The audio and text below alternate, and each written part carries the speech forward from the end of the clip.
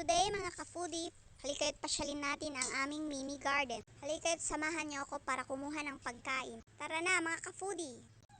Wow! Amazing! So eto na siya mga ka-foodie, ang aming mini garden. Maraming mga tanim dito mga ka-foodie, mga gulay at prutas, mulmula ni Auntie Nora.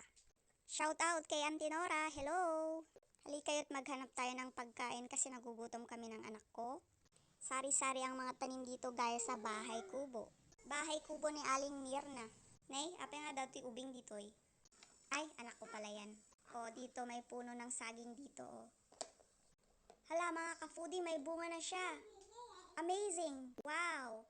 So, ayan, pinitas ko na nga siya, mga ka-foodie. So, dun maghanap pa tayo mga ka-foodie. O, ito, may puno pa ng saging dito, mga ka-foodie. So, ayan, excited ako kaya pinitas ko na nga siya, mga ka-foodie. Totoo nga, may pagkain dito sa garden.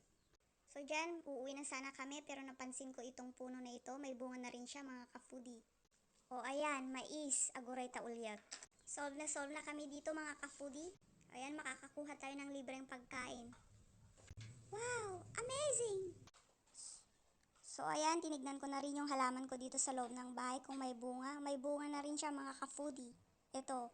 So ayan, titikman na namin yung mga nakuha naming pagkain sa garden. Tignan natin kung masarap. So ayan, masarap nga siya mga ka-foodie. Maraming salamat. Thank you.